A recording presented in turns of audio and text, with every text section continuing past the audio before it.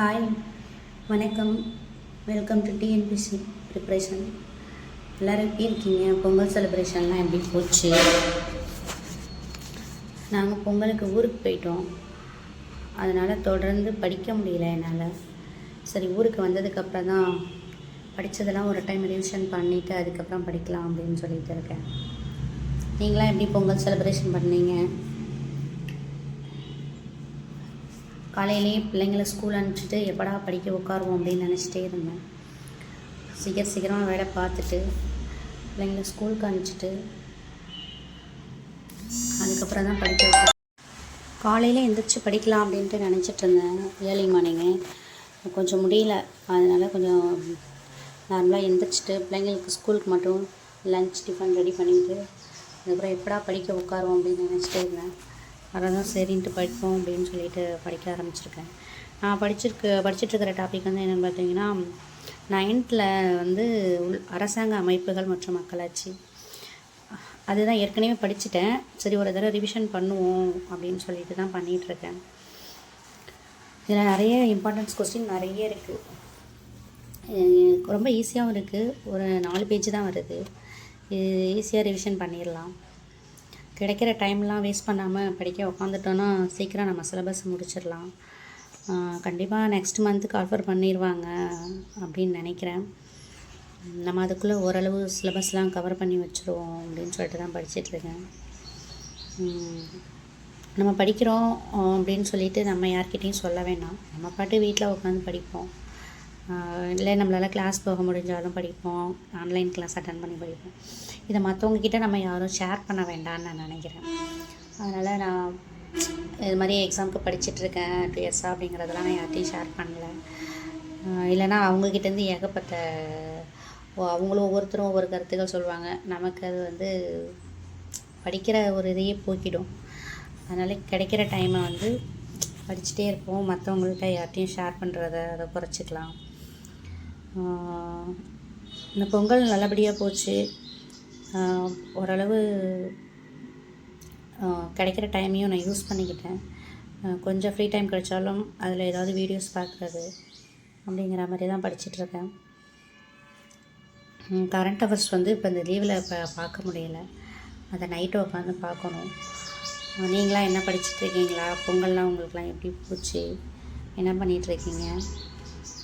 அப்புறம் இன்னொரு விஷயம் வந்து, நம்ம தேவையில்லாமல் வந்து மற்றவங்கக்கிட்ட யாரும் வந்து ஒருத்தவங்க எப்படின்னா அவங்களுக்கு ஏதாவது ப்ராப்ளம்னா நம்மளாக போய் அவங்கள்ட்ட கேட்டு அவங்களுக்கு சொல்யூஷன் கொடுக்கணுங்கிறத நினைக்கிறத வந்து அவாய்ட் பண்ணிக்கணும்னு நினைக்கிறேன். நான் அந்த மாதிரி நிறைய பண்ணி எனக்கு அந்த பிரச்சனைகளில் வந்து எனக்கு தான் பிரச்சனை அதிகமாச்சு. அவங்களுக்கு சொல்யூஷன் கொடுக்கணும் அப்படின்னு சொல்லிட்டு நம்ம வாலண்டரியாக யாருக்கும் போகக்கூடாது. ஹெல்ப் பண்ணணுங்கிற அவங்களாம் வந்து கேட்கும் போது தான் அந்த ஹெல்ப்பை பண்ணணும் அப்படிங்கிறதையும் நான் நினச்சி இந்த வருஷத்துலேருந்து நான் முடிவெடுத்து இருக்கலாம் அப்படின்னு நினைக்கிறேன். அதே மாதிரி மற்றவங்க என்ன பேசுகிறாங்க, அவங்க ஒவ்வொருத்தவங்க நம்மக்கிட்ட அவங்க பேசுகிறதுக்கு நம்ம எல்லாத்துக்கும் பதில் சொல்லணும் அப்படிங்கிற அவசியம் இல்லை. அது சிரிச்சிட்டே கூட கடந்து போயிடலாம். நம்ம பதில் சொல்லி நம்மளும் கஷ்டப்பட்டு அது நம்ம சொல்கிற விதத்தில் வந்து அது வேறு மாதிரி முடியுது.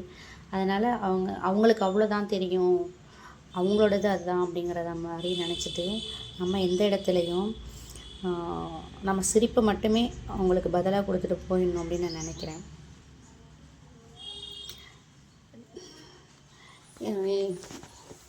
நான் 3 மந்த்ஸாக இருக்குது. நமக்கு நான் டைமை யூஸ் பண்ணிக்கணும். நான் இது ரிவிஷன் முடிச்சுட்டு அடுத்தது வந்து நைட்டு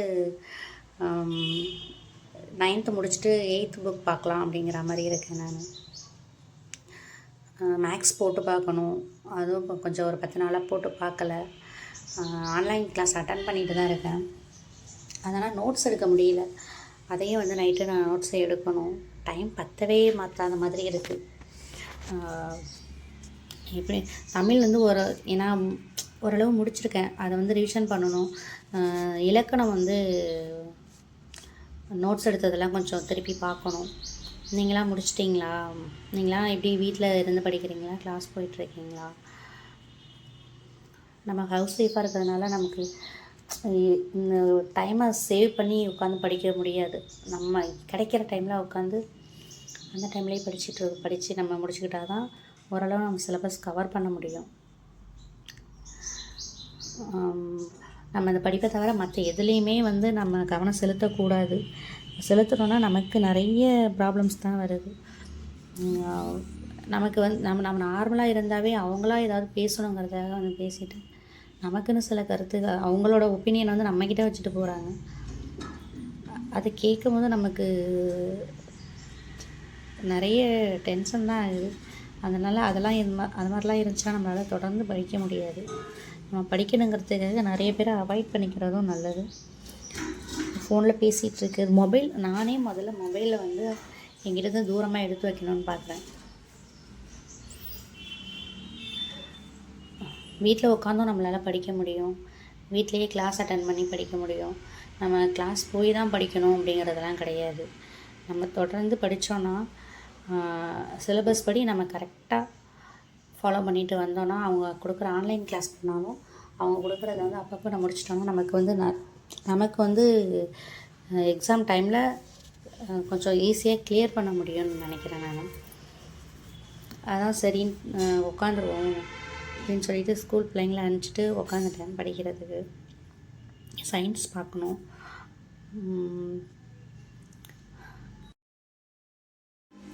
அப்புறம் இன்னொரு விஷயம் என்னென்னா, நம்ம ரிலேஷன்லாம் இருக்காங்கள்ல, அவங்களாம் வந்து நம்ம படிக்கிறோன்னா தெரிஞ்ச உடனே ஏதோ நமக்கு வேலையே கிடச்சிருச்சு, அவங்க மேலே போயிடுவாங்க அப்படிங்கிற மாதிரி அவங்களுக்கு ஒரு தாட் வந்துடுது. நம்மளை அதனால் டிமோட்டிவேட் பண்ணுறதுக்கு தான் அவங்க பார்க்குறாங்க. நிறைய பேரை நான் பார்த்துட்டேன். அதனாலே இப்போலாம் நான் யார்கிட்டையும் எதுவும் சொல்கிறேன், படிக்கிறியா அப்படின்னா இல்லை அப்படிங்கிற மாதிரி தான் சொல்கிறேன். சரி, நம்ம படிக்கிறோம், நம்ம என்ன நினைக்கிறோம், நம்ம என்ன அடுத்த கட்டத்துக்கு போகணுன்னு நினைக்கிறோம், அதெல்லாம் மற்றவங்கக்கிட்ட ஷேர் பண்ணணும்னு அவசியம் கிடையாது. நம்ம என்ன சாதிக்கணுமா, இல்லை நம்ம ஏதாவது புதுசாக பண்ணணும், பிஸ்னஸ் பண்ணணும், படிக்கணும், ஜாப்க்கு போகணும், இதெல்லாம் வந்து நமக்குள்ளேயே நம்ம வச்சுக்கிட்டு நம்ம செயல்படுத்தணும். அவங்கக்கிட்ட சொல்லி அவங்களோட கருத்தை கேட்டு நமக்கு அதை பற்றி யோசித்து மன உளைச்சலாகி நம்ம ஃபேமிலிக்குள்ளே ஏதாவது ப்ராப்ளம்ஸ் வர்றது, இது மாதிரி நிறைய பேருக்கு நடந்திருக்கு. எனக்கு அதிகமாக நடந்திருக்கு. அதனால் இந்த வருஷம் லாஸ்ட்டு 1 இயராகவே நான் இது மாதிரி ப்ரிப்பேர் பண்ணிகிட்ருக்கேங்கிறதே வந்து நான் சொல்லலை. அதை பற்றின ஒரு அவங்களுக்குள்ளேயே பேசி அவங்களா ஒன்று ஜட்ஜ் பண்ணி அவங்களா ஒன்று முடிவுக்கு கொண்டு வராங்க. அதெல்லாம் மற்றவங்களுக்கு எதுக்கு நம்ம வாய்ப்பு கொடுக்கணும் நம்மளை பற்றி பேசுகிறதுக்கு? நம்ம என்ன பண்ணணும்னு நினைக்கிறோமோ நம்ம மனசுக்குள்ளேயே யோசிச்சுட்டு நம்ம பண்ணலாம். யாருக்கும் எந்த வாய்ப்பும் கொடுக்க வேணாம் அப்படிங்கிறத முடிவு பண்ணி நான் யார்கிட்டையும் அவ்வளோவா ஷேர் பண்ணல. உங்கள்கிட்ட தான் சொல்கிறேன்.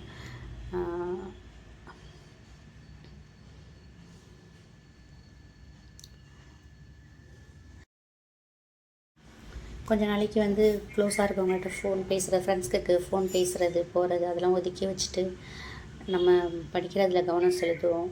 படிக்க வேண்டியதே நிறையா இருக்குது. அதேமாரி அடுத்தவங்க விஷயத்துலையும் கவனம் செலுத்தாமல் இருப்போம். நான் எனக்காக சொல்கிறது நீங்கள் தப்பாக நினைக்க வேணாம். ஏன்னா நமக்கு சொல்கிறாங்களே, ஏன்னா நான் எனக்கே சொல்லிக்கிறேன், உங்களுக்கும் அதை ஷேர் பண்ணுறேன்.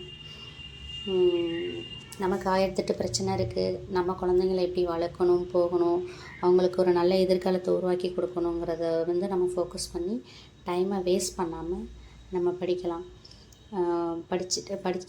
ஆரம்பத்தில் கொஞ்சம் வந்து எங்கேயாவது ஊருக்கு போயிட்டு வந்தாலோ ஏதாவது இல்லை படிக்க முடியல 2 நாள் அப்படின்னாவோ அடுத்த 2 நாள் வந்து தொடர்ந்து ஆட்டோமேட்டிக்காக நம்மளால் படிக்க முடிய மாட்டேங்குது. அதெல்லாம் ஒதுக்கி வச்சுட்டு நம்ம குழந்தைங்களுக்காக, நம்ம ஹஸ்பண்ட்காக, நம்ம ஃபேமிலிக்காக, நமக்கு முக்கியமாக நம்ம ஜெயிக்கணும்னு நினைக்கிற சுற்றி இருக்கிறவங்களுக்காக நம்ம படித்தா போதும். மற்றவங்களுக்காக நம்ம ஜெயிச்சு காட்டணும் அப்படிங்கிறதெல்லாம் படிக்க வேண்டாம். நமக்காக படிப்போம்.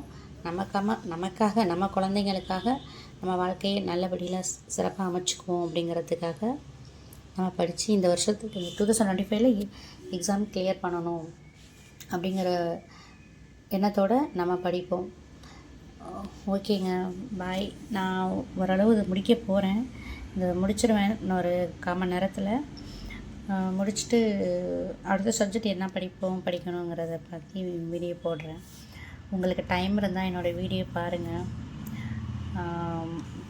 ஓகே, பாய். தேங்க்யூ.